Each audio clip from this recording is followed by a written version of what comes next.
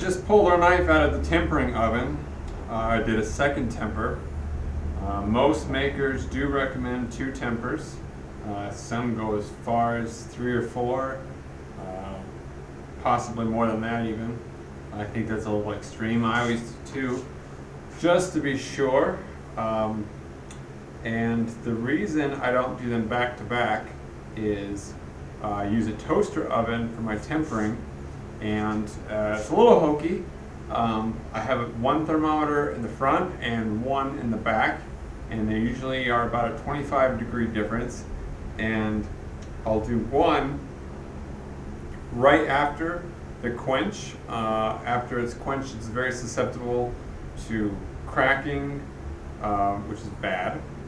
And so we want to get it in there as soon as possible. And so I'll do a lower temperature quench, because the toaster oven, it has a tendency to for the temperature to creep up higher than you want it to when it's not being supervised. And quenching is usually the last thing I do in the day when I do quench. And so I just kind of throw it in there and just set the timer, and I do the lower temperature about 375 to 400 to just relieve the stresses, and then I can work on it without worrying about breaking it. And then I'll do any straightening and drilling the holes, and then after that I'll do the second temper. So once I've straightened it and put heat on it, it sort of evens out any stresses from that and sets it really well. And I usually aim for about 420. I used to go a little lower back when I was using home recipe quenching, but as soon as I switched to the Parks 50, it got quite a bit harder. And so I had to adjust my temperature for tempering accordingly. You can use your kitchen oven. Just beware, it can smell pretty bad. So, but a toaster oven's a good option. You know, they're not expensive, and just watch the temperatures and don't trust the temperatures in the dials. Get some thermometers. So, and I usually go for a dark brown color. This seems to be a good color, I think, to go for. Do keep in mind that since it's oxidation, it's a function of temperature and time.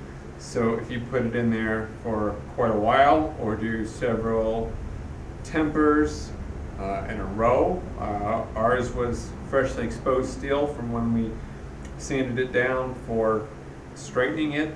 So, but if say I put it in there again, it'll oxidize even darker.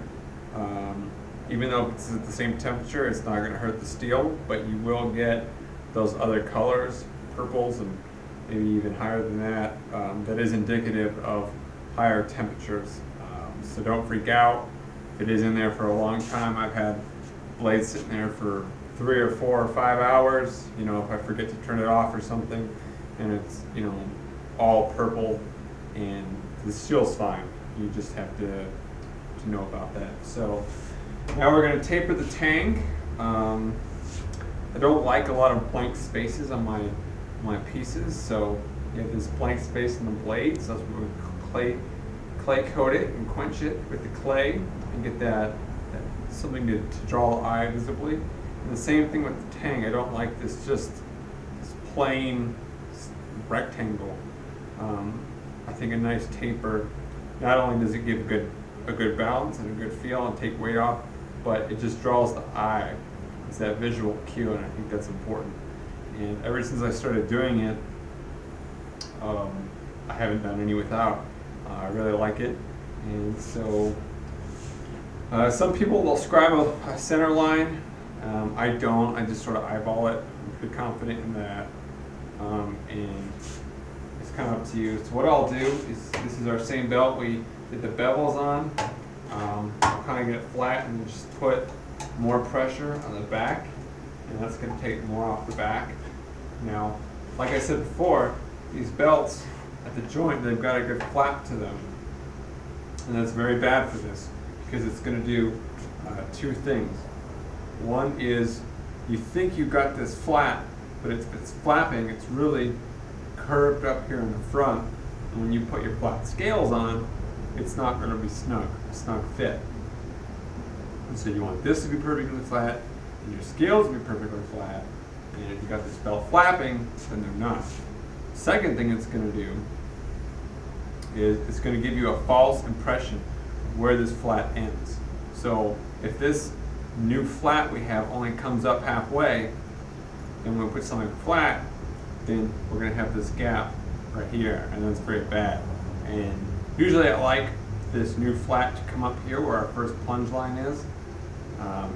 And so we just have to be careful and watch with that flap, and I'll show you how to address that when we get to the finer belt, because the finer belt doesn't flap as much and we can get a good true flat to it.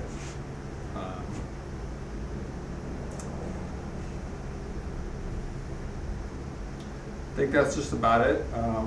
Well, it does get very hot. That is something to keep in mind. So I wear 2 pairs of Kevlar gloves on one hand with this over it.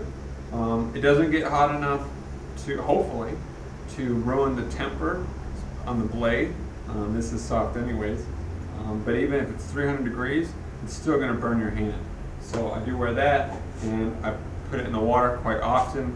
And when you're going, equal time on each side, 5 seconds, 5 seconds, 5 seconds, and check it constantly, and that's going to help us keep it even. So we'll get started.